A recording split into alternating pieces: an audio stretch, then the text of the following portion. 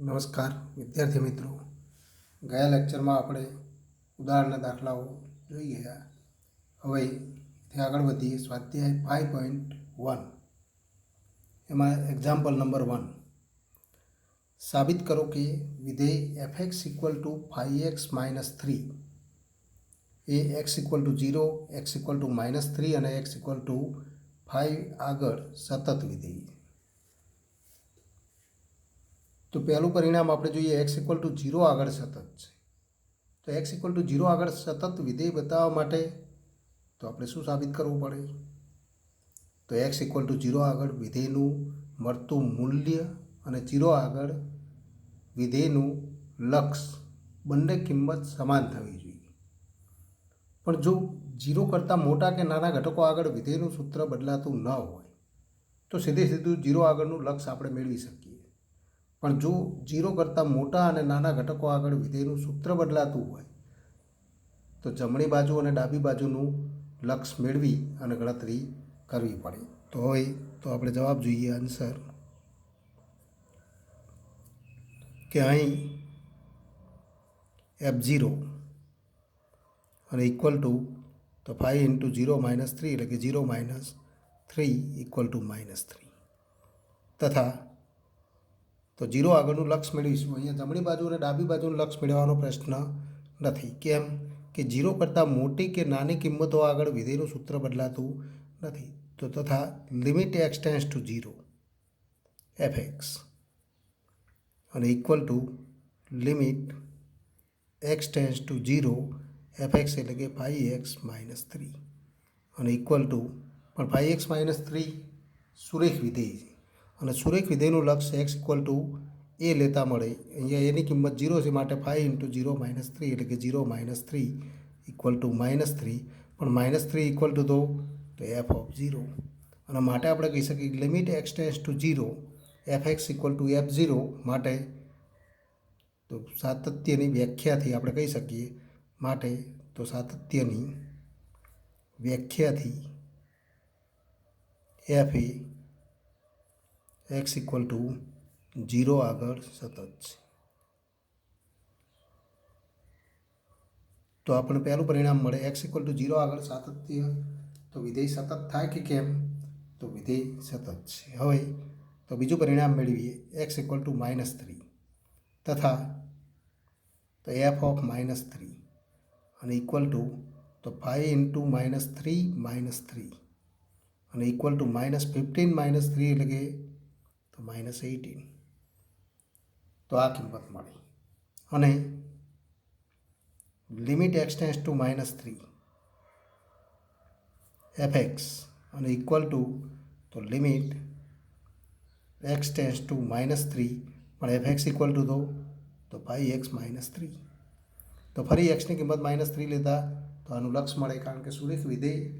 એ તો સુરેખ વિધેયનું લક્ષ મેળવવા માટે x ટેન્ડ્સ ટુ એ માટે xની કિંમત એ લેતા એનું લક્ષ મળે. તો ઇક્વલ ટુ 5 × -3 અને ઇક્વલ ટુ તો -18. પણ -18 ઇક્વલ ટુ તો ઇક્વલ ટુ f(-3) તો ઇક્વલ ટુ f(-3). માટે આપણે કહી શકીએ limit x tends to -3 fx equal to f(-3) એટલે કે વિધેયનું x ઇક્વલ ટુ -3 આગળનું લક્ષ એ -3 આગળના મૂલ્ય બરાબર. માટે આપણે કહી શકીએ સાતત્યની વ્યાખ્યાથી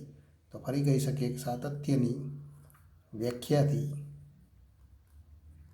f A x equal to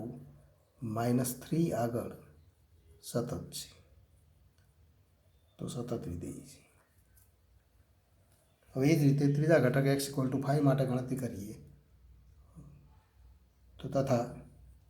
f(5) અને ઇક્વલ ટુ તો 5 × 5 - 3 તો 25 - 3 એટલે કે 22 તથા તો limit x tends to 5 fx અને ઇક્વલ ટુ તો limit x tends to 5 fx equal to તો 5x-3 અને ઇક્વલ ટુ તો 5 × 5 એટલે કે 25 - 3 તો 25 - 3 એટલે કે ઇક્વલ ટુ તો 22. પણ 22 ઇક્વલ ટુ તો તો એફ ઓફ ફાઈ, અને માટે આપણે કહી શકીએ કે ફાઈ આગળનું લક્ષ અને ફાઈ આગળનું મૂલ્ય સમાન છે, માટે એફ એ એક્સ ઇક્વલ ટુ તો ફાઈ આગળ સતત છે. તો આ વિધેય એફ એ 0, -3 અને 5 આ ત્રણેય ઘટકો આગળ સતત છે. સુરેખ વિધેય આપણે જાણીએ છીએ, સુરેખ વિધેયનો આલેખ તો સુરેખા મળે, અને સુરેખા એ સળંગ છે, માટે તો કોઈ પણ ઘટક આગળ એટલે કે 0, -3, 5 કે કોઈ પણ વાસ્તવિક સંખ્યા આગળ પણ આ વિધેય સતત છે. હવે એથી આગળ વધીએ એક્ઝામ્પલ નંબર 3. નીચે આપેલા વિધેયોના સાતત્ય ચકાસો. નીચે આપેલ વિધેયોના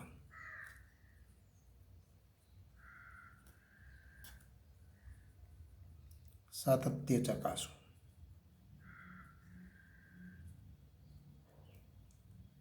પહેલું તો એ f x equal to x minus 5.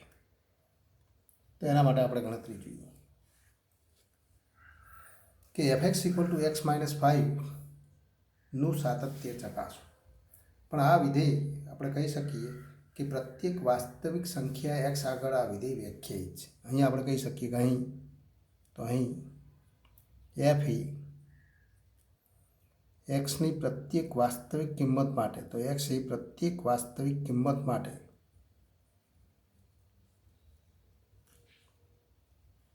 સંખ્યા માટે વ્યાખ્યાયિત છે. તો વ્યાખ્યાયિત છે એનો અર્થ કે એનો પ્રદેશગણ આર, અને પ્રદેશગણ આર હોય તો આરના તમામ ઘટકો આગળ તે સતત થાય છે કે કેમ? જો તમામ ઘટકો આગળ સતત થાય તો આ વિધેય એના પ્રદેશગણ ઉપર એટલે કે આર ઉપર સતત થાય, એટલે કે વિધેય સતત છે એમ આપણે કહી શકીએ. પ્રદેશગણ અહીંયા આપણને આપેલો ન હોય તો એનો પ્રદેશગણ જે ઘટકો આગળ એ વ્યાખ્યાયિત થતો હોય એ આપણે નક્કી કરવો પડે. પણ પ્રત્યેક ઘટક આરના પ્રત્યેક ઘટક માટે તો આપણે ચકાસણી કરી ન શકીએ, તો આપણે ધારી લઈશું, ધારો કે સી એ કોઈ વાસ્તવિક સંખ્યા,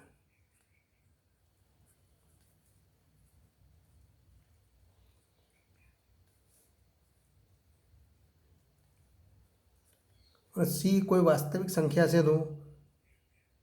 તો એના માટે આપણે અહીં તથા એફ ઓફ સી, તો આ વિધેયનું ઘટક સી આગળનું મૂલ્ય મેળવીએ તો ઇક્વલ ટુ સી માઇનસ 5. અને સી કોઈ પણ વાસ્તવિક સંખ્યા હોય તો એથી નાના કે મોટા ઘટકો આગળ વિધેયનું સૂત્ર અહીંયા બદલાવાનું નથી. તો માટે હવે લક્ષ મેળવીએ, અને તો limit x tends to c f x અને ઇક્વલ ટુ તો limit x tends to c f x equal to x minus 5 અને ઇક્વલ ટુ સી માઇનસ 5. પણ C minus 5 equal to f of c, અને માટે આપણે કહી શકીએ કે તો સાતત્યની વ્યાખ્યાથી આપણે કહી શકીએ, માટે તો સાતત્યની વ્યાખ્યાથી એફ એ એક્સ ઇક્વલ ટુ તો સી આગળ સતત છે. તો આ વિધેય એક્સ ઇક્વલ ટુ સી આગળ સતત છે, પણ સી તો કોઈ પણ વાસ્તવિક સંખ્યા, અને માટે તો કોઈ પણ વાસ્તવિક સંખ્યા આગળ સતત છે, એટલે કે માટે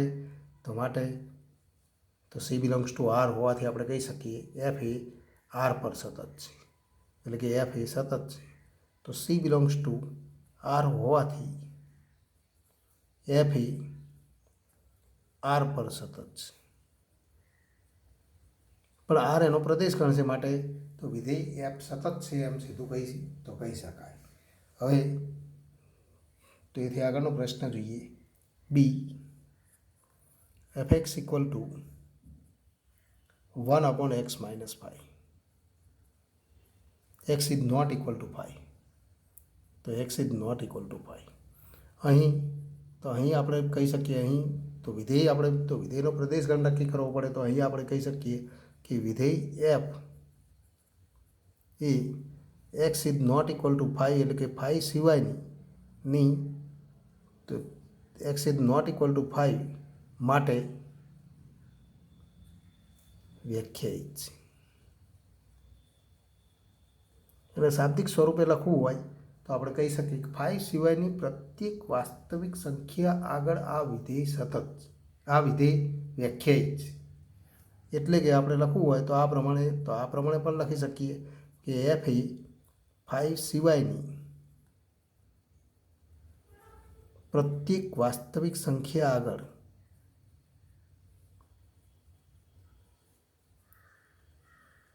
સંખ્યા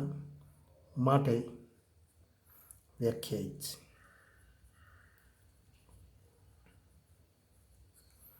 અને આ પ્રત્યેક વાસ્તવિક સંખ્યા આગળ વ્યાખ્યાયિત હોય તો હવે 5 સિવાયનો કોઈ પણ ઘટક ધારી લઈએ તો જેમ આપણે તો સી એ કોઈ વાસ્તવિક સંખ્યા દરેક વાસ્તવિક સંખ્યા માટે આપણે સાબિત કરવું હોય તો એ પ્રમાણે લઈશું. તો આપણે ધારી લઈએ ધારો કે સી એ 5 સિવાયની કોઈ પણ વાસ્તવિક સંખ્યા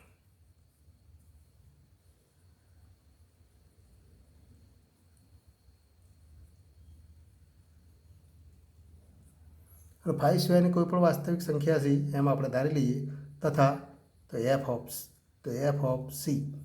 હવે C is not equal to 5 માટે તો F x equal to 1/x-5 X is not equal to 5 તો એના માટે આ સૂત્રથી આપણે ગણતરી કરી શકીએ. માટે તો એક્સની કિંમત સી લખીએ તો 1/c-5 કારણ કે C is not equal to 5. તો આ વિધેયનું ઘટક સી આગળનું મૂલ્ય 1/c-5 મળે તથા તો limit x tends to c f x અને ઇક્વલ ટુ તો limit x tends to c પણ એફ એક્સ ઇક્વલ ટુ તો 1/x-5 અને માટે કારણ આપણે કહી શકીએ કે C is not equal to 5. C 5 નથી તો એક્સ ટેન્સ ટુ સી હોય તો x is not equal to 5. X એ સીને અનુલક્ષે પણ x is not equal to c હોવાથી આપણે કહી શકીએ કે તો આ સૂત્રનો ઉપયોગ કરવો પડે અને એ સૂત્રનો ઉપયોગ કરીએ તો ઇક્વલ ટુ આપણે લખી શકીએ ઇક્વલ ટુ તો 1/c-5 અને ઇક્વલ ટુ તો એફ ઓફ સી. અને માટે આપણે કહી શકીએ માટે તો સાતત્યની વ્યાખ્યાથી તો એફ એ તો C is not equal to 5 માટે સતત છે. એનો અર્થ કે તો માટે આપણે કહી શકીએ કે 5 સિવાયની કોઈ પણ તો પ્રત્યેક વાસ્તવિક સંખ્યા માટે તો એફ સતત છે. તો એને શાબ્દિક સ્વરૂપે લખવું હોય તો એટલે કે આપણે લખી શકીએ એટલે કે તો 5 સિવાયની પ્રત્યેક વાસ્તવિક કિંમત માટે તો 5 સિવાયની પ્રત્યેક વાસ્તવિક સંખ્યા માટે તો વાસ્તવિક સંખ્યા આગળ એફ સતત છે. પણ એ તો એનો પ્રદેશ ગણ છે માટે એફ એ તો સતત વિધેય છે આમ આપણે કહી શકીએ. હવેથી આગળ વધીએ ડી. તો ડીની ગણતરી કરીએ એ પણ તો આ જ સ્વરૂપનો દાખલો છે એફ એક્સ ઇક્વલ ટુ માનાંક x-5. અહીંયા પણ એનું સાતત્યની ચર્ચા કરો. તો આના માટે પણ તો બે રીતે આપણે ગણતરી કરી શકીએ. વિધેયનું તો માનાંકની વ્યાખ્યાનો ઉપયોગ કરીને પણ ગણતરી કરી શકાય અને જો માનાંકની વ્યાખ્યા આપણે યોગ્ય રીતે સમજેલા હોય તો સીધી પણ ગણતરી કરી શકાય. પણ એના માટે તો અર્થનો આપણે ઉપયોગ કરવો પડે તો એનો ઉપયોગ કરીશું. બે રીતે તો અર્થ આપણે સમજીએ વ્યાપક સ્વરૂપે આપણે ગણતરી કરીએ ત્યારે માનાંકની વ્યાખ્યાનો ઉપયોગ કરવાની જરૂર પડતી નથી. તો આનો પ્રદેશ ગણ આપણે જાણીએ છીએ કે અહીં પણ એફ એ પ્રત્યેક વાસ્તવિક સંખ્યા માટે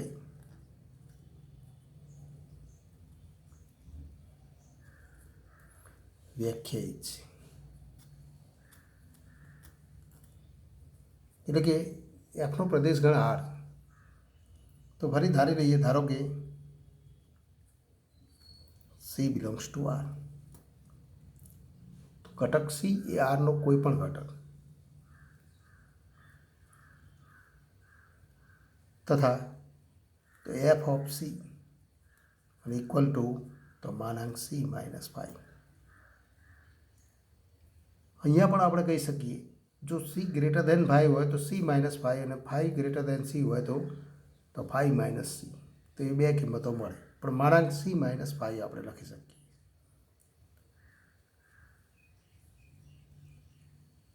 તો માનાંક x minus 5,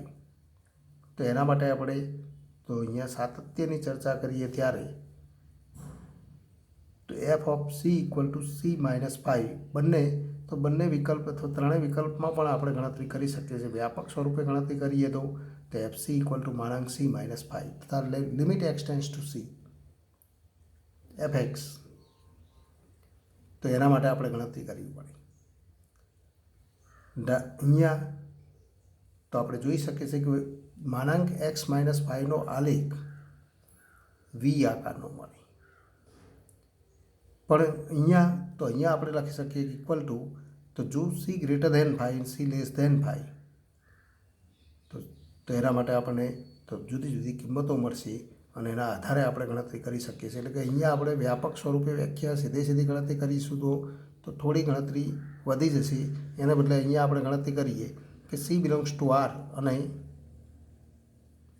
C greater than 5. તો પહેલો વિકલ્પ અહીંયા લઈએ, સી ગ્રેટર દેન 5 તો ઇક્વલ ટુ સી માઇનસ 5. તો આ વિકલ્પ લઈએ સી બિલોંગ્સ ટુ આર અને સી ગ્રેટર દેન 5. પણ આના માટે વ્યાખ્યા આપણે જાણીએ છીએ કે ઇક્વલ ટુ તો એક્સ માઇનસ 5 માટે તો વ્યાખ્યાનો ઉપયોગ કરો તો કોઈ વાંધો નથી, પણ વ્યાખ્યાનો ઉપયોગ કર્યા સિવાય પણ આપણે સીધી ગણતરી કરીએ તો આ પ્રમાણે આપણને નિરૂપણ મળે. તથા તો હવે આપણને આપેલું તો સી ગ્રેટર દેન 5, તો સી ગ્રેટર દેન 5 માટે તો ફરી આપણે કહી શકીએ કે F of c equal to c minus 5 જે આપણે ગણતરી કરી ગયા. તથા તો એફ એક્સ ઇક્વલ ટુ તો આપણે તો માનાંક એક્સ માઇનસ 5 ઇક્વલ ટુ તો સી ગ્રેટર દેન 5 તો એક્સ પણ greater than 5. Limit x tends to c હોય ત્યારે તો એક્સ પણ 5 કરતાં મોટો આપણે પસંદ કરી શકીએ. માટે તો એફ એક્સ ઇક્વલ ટુ તો એક્સ માઇનસ 5. તો અહીંયા આપણને આ તો અર્થ ખ્યાલ આવવો જોઈએ.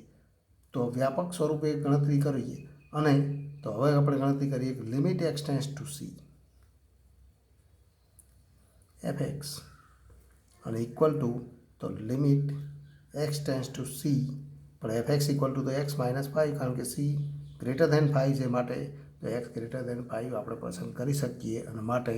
તો આવું સ્વરૂપ મળે ને એના માટે હવે તો લક્ષ મેળવીએ તો સી માઇનસ 5 મળે અને ઇક્વલ ટુ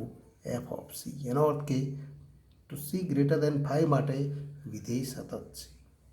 તો માટે આપણે કહી શકીએ કે તો માટે તો હવે ગણતરી કરીએ માટે સી ગ્રેટર દેન 5 માટે એફ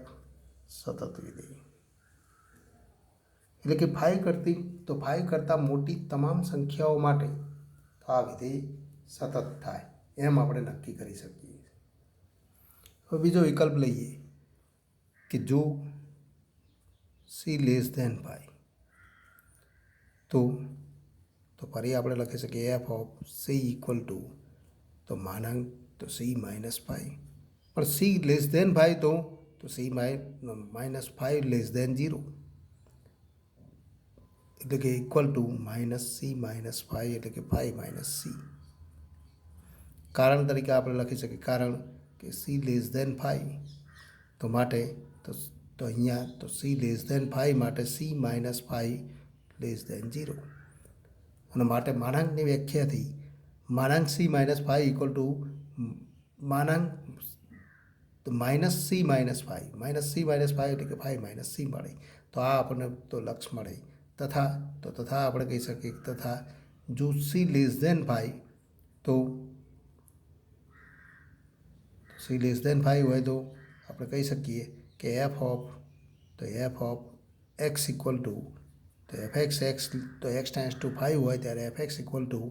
તો ફરી આપણે વ્યાખ્યાથી આપણે કહી શકીએ કે 5 માઇનસ તો એક્સ અહીંયા આપણે કહી શકીએ 5 માઇનસ તો માનાંક તો ફરી એક્સ માઇનસ 5 એટલે કે 5 માઇનસ એક્સ મળે અને તો તથા તો limit x tends to C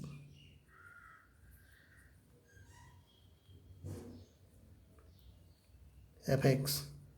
અને ઇક્વલ ટુ તો limit x tends to c તો 5 માઇનસ એક્સ કારણ કે એક્સ ટેન્સ ટુ સી હોય તો આપણે ફરી તો એના માટે આપણે ગણતરી કરી છે તો ઇક્વલ ટુ તો limit x tends to C 5 minus x અને એનું લક્ષ મેળવીએ તો ઇક્વલ ટુ 5 માઇનસ સી પણ 5 માઇનસ સી ઇક્વલ ટુ તો એફ ઓફ તો સી તો F of c equal to 5 minus C અને માટે આપણે કહી શકીએ માટે તો એફ એ તો સી ગ્રેટર દેન તો સી લેસ દેન 5 માટે પણ સતત છે તો કે 5 કરતાં નાની તમામ સંખ્યાઓ આગળ એ સતત છે હવે માત્ર તો સી ઇક્વલ ટુ 5 માટે ગણતરી કરવાની જો સી ઇક્વલ ટુ 5 હોય તો F of c equal to f of 5 અને ઇક્વલ ટુ તો F of 5 equal to 5 minus 5 એટલે કે 0 અને limit x tends to c plus તો limit x tends to c plus એટલે કે ઇક્વલ ટુ તો એફ એક્સ પણ તો equal to limit x tends to 5 plus f x પણ એક્સ એ 5 તો 5 ને જમણી બાજુથી અનુલક્ષે તો એક્સ એ 5 કરતાં મોટું હોય અને માટે તો એક્સ એ 5 કરતાં મોટો હોય ત્યારે એફ એક્સનું સૂત્ર તો આપણે લખી શકીએ limit x tends to 5 plus તો એફ એક્સનું સૂત્ર કયું થાય તો માનાંક તો એક્સ માઇનસ 5નો અર્થ કરવો હોય તો પણ આપણે સીધું કરી શકીએ કે ઇક્વલ ટુ માનાંક એક્સ માઇનસ 5 પણ તો અહીંયા આપણે લખી શકીએ કે એક્સ ટેન્સ ટુ ફરી આપણે તો એ સૂત્રનો ઉપયોગ કરીએ તો એક્સ ટેન્સ ટુ 5 પ્લસ એનો અર્થ કે ઇમ્પ્લાઇઝ એક્સ ગ્રેટર દેન 5 અને એક્સ ગ્રેટર દેન 5 તો એક્સ માઇનસ 5 તો ગ્રેટર દેન 0 અને એક્સ માઇનસ 5 ગ્રેટર દેન 0 તો ઇક્વલ ટુ આપણે લખી શકીએ limit x tends to 5 plus તો અહીંયા આપણે લખી શકીએ એક્સ માઇનસ 5 અને ઇક્વલ ટુ તો એક્સ ઇક્વલ ટુ 5 લક્ષ લઈએ તો 5 માઇનસ તો આનું લક્ષ આપણે મેળવીએ તો 5 માઇનસ 5 એટલે કે ઇક્વલ ટુ 0 તથા એ જ રીતે limit x tends to c minus f x અને equal to limit x tends to 5 minus f x અને ઇક્વલ ટુ તો લિમિટ એક્સ ટેન્સ ટુ તો 5 માઇનસ માનાંક એક્સ માઇનસ 5 પણ ફરી એક્સ ટેન્સ ટુ 5 માઇનસ તો એક્સ લેસ દેન 5 અને x less than 5 હોય તો માનાંક x minus 5 equal to 5 minus x તો ઇક્વલ ટુ આપણે લખી શકીએ લિમિટ એક્સ ટેન્સ ટુ તો 5 માઇનસ તો અહીંયા આપણે લખી શકીએ તો એક્સ લેસ દેન 5 તો ફરી તો 5 માઇનસ એક્સ થાય કારણ કે એક્સ ટેન્સ ટુ 5 માઇનસ એનો અર્થ કે એક્સ લેસ દેન 5 અને એક્સ લેસ દેન 5 તો ઇમ્પ્લાઇઝ તો એક્સ તો ફરી આપણે લખી શકીએ એક્સ માઇનસ 5 તો લેસ દેન 0 અને એક્સ માઇનસ 5 લેસ દેન 0 તો ફરી આપણે કહી શકીએ માનાંકનો ઉપયોગ કરીએ તો 5 માઇનસ એક્સ મળે ને ઇક્વલ ટુ 5 માઇનસ 5 એટલે કે તો 0 આમ ત્રણ કિંમત સમાન મળે છે માટે આપણે કહી શકીએ કે આમ તો માટે તો લિમિટ એક્સ ટેન્સ ટુ તો અહીંયા આપણે લખી શકીએ લિમિટ એક્સ ટેન્સ ટુ 5 તો અહીંયા 0 પ્લસ એફ એક્સ અહીંયા 5 પ્લસ 0 નહીં પણ 5 પ્લસ એફ એક્સ અને equal to limit x tends to 5 minus f x અને ઇક્વલ ટુ તો એફ ઓફ 5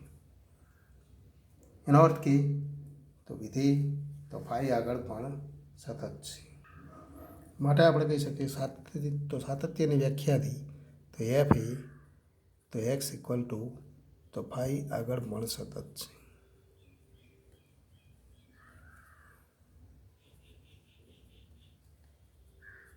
એનો અર્થ કે વિધેય એફ એ તો C less than 5 C greater than 5 અને સી ઇક્વલ ટુ 5 તો એ બધી કિંમતો આગળ સતત છે, માટે આપણે કહી શકીએ માટે એફ એ તો આર પર સતત છે. એટલે કે પ્રત્યેક વાસ્તવિક કિંમત આગળ તો સતત છે, પણ પ્રત્યેક વાસ્તવિક કિંમત તો આગળ વિધેય વ્યાખ્યાયિત પણ છે, માટે આપણે આર પર સતત છે એમ લખવાને બદલે સીધું પણ લખી શકીએ એફ એ તો સતત વિધેય છે એમ કહી શકાય. તો અહીંયા પણ અગાઉ જોઈ ગયા એ પ્રમાણે તો આપણે ગણતરી કરી શકીએ છીએ. માનાંકની વ્યાખ્યામાં પણ આપણે માનાંક એક્સ માઇનસ તો સી માઇનસ અથવા એક્સ માઇનસ 5 તો એને 3 ભાગમાં આપણે વહેંચી શકીએ અથવા 2 ભાગમાં વહેંચી શકીએ કે જો x A greater than equal to 5 હોય તો માનાંક એક્સ માઇનસ 5 ઇક્વલ ટુ તો એક્સ માઇનસ 5 અને માનાંક જો એક્સ લેસ ધેન 5 હોય તો માનાંક x minus 5 equal to 5 minus x, એટલે કે આવા 2 ભાગમાં એને લખીને પણ ગણતરી કરી શકીએ. એટલે કે એક્ઝામ્પલ નંબર 5ની જે ગણતરી આપણે જોઈશું એ રીતે તો અગાઉનો દાખલો પણ ગણતરી કરી શકાય, જેમાં આપણને તો આ ગણતરી થોડી સરળ થઈ જાય. માનાંકની કિંમત સીધી આપણે લખી શકીએ કારણ કે આપણે વિધેયના સૂત્રમાં દર્શાવેલી હોય છે. હવે તો અહીંયા આપણે જોઈએ કે તો example number 5 f x equal to x કે જ્યાં x less than equal to 1 અને 5 કે જો એક્સ ગ્રેટર ધેન 1 તો સાતત્ય ચકાસો. તો આન્સર આનું તો આ વિધેય સતત થાય કે કેમ, તો એના માટે તો વિધેય આપણે જોઈ શકીએ છીએ કે 1 અથવા 1થી નાની અને 1થી મોટી તમામ સંખ્યાઓ આગળ વિધેય વ્યાખ્યાયિત છે. એનો અર્થ કે તો અહીં આપણે લખી શકીએ કે અહીં એફ એ તમામ વાસ્તવિક સંખ્યાઓ માટે તો તમામ વાસ્તવિક સંખ્યાઓ માટે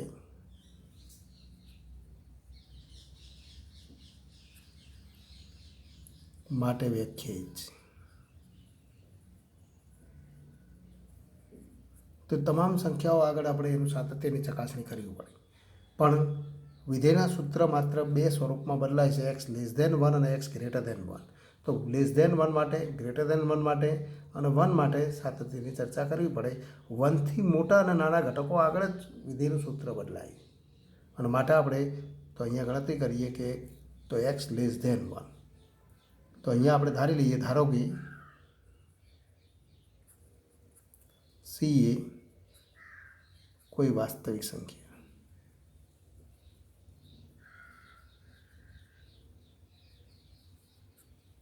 તો વિકલ્પ નંબર 1 અહીંયા વિકલ્પ પણ દર્શાવી શકાય, જે આપણે તો અગાઉ તો 2 વિકલ્પમાં જો અને તો જો સી ઇક્વલ ટુ 5 એમ 3 વિકલ્પમાં આપણે ગણતરી કરેલી હતી, એમ વિકલ્પ લખીને પણ ગણતરી કરી શકાય. વિકલ્પ નંબર 1 જો સી લેસ ધેન તો 1, તો અહીંયા એક્સ લેસ ધેન 1 હતું, સી લેસ ધેન 1. તો સી લેસ ધેન 1 હોય તો આપણે કહી શકીએ કે F of x equal to તો F of x equal to x અને માટે f of c equal to c. હવે એનું લક્ષ મેળવીએ તથા તો અને limit x tends to c તો એફ એક્સ અને ઇક્વલ ટુ તો limit x tends to c પણ એફ એક્સ ઇક્વલ ટુ તો એક્સ અને ઇક્વલ ટુ તો સી પણ equal to f of c. અને માટે આપણે જોઈ શકીએ છીએ કે સી લેસ ધેન 1 હોય ત્યારે તો એક્સ ટેન્સ ટુ સી માટે વિધેયનું લક્ષ અને વિધેયનું મૂલ્ય તો સમાન મળે છે, માટે આપણે કહી શકીએ માટે તો સી લેસ ધેન 1 માટે એફ તો એફ એ સતત છે, પણ એ તો ઘટક સી એ 1 કરતાં નાનો કોઈ પણ ઘટક છે અને માટે આપણે કહી શકીએ કે 1 કરતાં નાના તમામ ઘટકો આગળ આ વિધેય તો સતત છે. આનો અર્થ થાય કે તો એટલે કે તો આને આપણે લખવું હોય તો હજુ પણ વ્યાપક સ્વરૂપે લખી શકીએ, એટલે કે તો 1 કરતાં નાની તમામ સંખ્યાઓ તો નાની તમામ વાસ્તવિક સંખ્યાઓ માટે તો વાસ્તવિક સંખ્યાઓ માટે એફ સતત છે. એ જ રીતે 1 કરતાં મોટી સંખ્યાઓ માટે આપણે ગણતરી કરીએ તો ફરી વિકલ્પ નંબર 2 તો વિકલ્પ 2 કે જો સી ગ્રેટર ધેન 1 તો હોય તો સી ગ્રેટર ધેન 1 હોય તો એફ એક્સ ઇક્વલ ટુ 1 કરતાં મોટી કિંમત માટે તો ઇક્વલ ટુ 5 છે અને માટે તો એફ ઓફ તો સી ઇક્વલ ટુ તો 5, કારણ કે ઘટક સી એ 1 કરતાં મોટું છે અને 1 કરતાં મોટી કોઈ પણ સંખ્યા આગળ વિધેયનું મૂલ્ય તો અચળ વિધેય છે એટલે કે એનું મૂલ્ય 5, તો F of c equal to 5 તથા આપણે કહી શકીએ કે limit x tends to c f x પણ એક્સ ટેન્સ ટુ સી હોય ત્યારે તો વિધેયનું સૂત્ર આપણે જોઈ ગયા સી ગ્રેટર દેન 1 હોવાથી તો ઇક્વલ ટુ 5 અને 5નું લક્ષ તો 5 થાય અને equal to f of c અને માટે આપણે કહી શકીએ માટે તો સી ગ્રેટર દેન 1 એટલે કે 1 કરતાં મોટી તમામ સંખ્યાઓ માટે અહીંયા પણ આપણે લખી શકીએ કે 1 કરતાં તો મોટી તો સાતત્યની વ્યાખ્યાથી આપણે કહી શકીએ મોટી તમામ વાસ્તવિક સંખ્યાઓ માટે તો વાસ્તવિક સંખ્યા માટે એફ સતત છે। હવે ત્રીજો વિકલ્પ નંબર તો વિકલ્પ 3 તો હવે એક જ ઘટક બાકી રહ્યો કે 1 કરતાં નાની તમામ સંખ્યાઓ 1 કરતાં મોટી તમામ સંખ્યાઓ આગળ વિધેય સતત છે તો વાસ્તવિક સંખ્યા ગણ આરમાં માત્ર ઘટક 1 બાકી છે તો એના માટે ગણતરી કરીએ એટલે કે ત્રીજો વિકલ્પ જો સી ઇક્વલ ટુ 1 તો અહીં તો 1 હોય તો અહીં આપણે કહી શકીએ એફ ઓફ સી એટલે કે એફ ઓફ 1 અને એફ ઓફ 1 ઇક્વલ ટુ તો 1 માટે મૂલ્ય કયું છે તો ઇક્વલ ટુ તો એક્સ એટલે કે એક્સની જગ્યાએ 1 લખો તો ઇક્વલ ટુ 1 તથા તો 1 કરતાં મોટી અને નાની કિંમતો આગળ વિધેયનું સૂત્ર બદલાય તો અહીંયા જમણી બાજુ અને ડાબી બાજુનું લક્ષ મેળવવું પડે તથા લિમિટ એક્સ ટેન્સ ટુ તો 1 પ્લસ એફ એક્સ અને ઇક્વલ ટુ તો લિમિટ તો ફરી આપણે લખી શકીએ limit x tends to 1 plus પણ એક્સ ગ્રેટર દેન 1 હોય ત્યારે તો વિધેયનું સૂત્ર તો અચળ વિધેય છે તો ઇક્વલ ટુ 5 અને ઇક્વલ ટુ 5 તો આનું લક્ષ 5 થાય કારણ તરીકે આપણે લખી શકીએ કે તો એક્સ ટેન્સ ટુ તો 1 plus implies x greater than 1 x 1 કરતાં મોટું હોવાથી એફ એક્સનું સૂત્ર આપણે 5 પસંદ કરીએ છીએ એક્સ પસંદ કરતા નથી એ જ રીતે તો તથા અને લિમિટ એક્સ ટેન્સ ટુ તો 1 માઇનસ એફ એક્સ અને ઇક્વલ ટુ તો ફરી આપણે લખી શકીએ limit x tends to 1 minus પણ ફરી આપણે જાણીએ છીએ કે એક્સ ટેન્સ ટુ 1 માઇનસ એનો અર્થ કે એક્સ લેસ દેન 1 અને એક્સ લેસ દેન 1 હોય ત્યારે તો વિધેયનું સૂત્ર એક્સ છે માટે ઇક્વલ ટુ એક્સ લખીએ તો equal to x tends to 1 લખીએ ત્યારે તો આનું લક્ષ તો 1 થાય તો કારણ તરીકે આપણે લખી શકીએ x tends to 1 minus implies x less than 1 તો અહીંયા આપણે જોઈ શકીએ છીએ કે જમણી બાજુ અને ડાબી બાજુનું લક્ષ સમાન નથી તો અહીં તો આપણે કહી શકીએ લિમિટ એક્સ ટેન્સ ટુ તો limit x tends to 1 plus f x is not equal to તો limit x tends to 1 minus f x implies તો આપણે કહી શકીએ કે એફ એ તો એક્સ ઇક્વલ ટુ તો અથવા સી ઇક્વલ ટુ 1 આગળ તો એફ એ તો સી ઇક્વલ ટુ 1 આગળ સતત નથી તો 1 આગળ સતત નથી એમ કહી શકાય કારણ કે જમણી બાજુ અને ડાબી બાજુનું લક્ષ સમાન મળે અને મૂલ્ય સમાન મળે પણ મૂલ્ય તો આ બંને તો લક્ષ જ સમાન નથી એટલે કે લક્ષ વ્યાખ્યાયિત નથી ડાબી બાજુ અને જમણી બાજુનું લક્ષ ભિન્ન હોય તો ઘટક 1 આગળ લક્ષ વ્યાખ્યાયિત નથી એ માટે વિધેય સતત થઈ શકે નહીં આમ આપણે કહી શકીએ કે તો આ વિધેય 1 સિવાયની તમામ સંખ્યાઓ આગળ સતત છે 1 આગળ સતત નથી તો આમ આપણે કહી શકીએ કે આમ તો એફ એ તો આમ એફ એ 1 સિવાયની તમામ વાસ્તવિક સંખ્યાઓ આગળ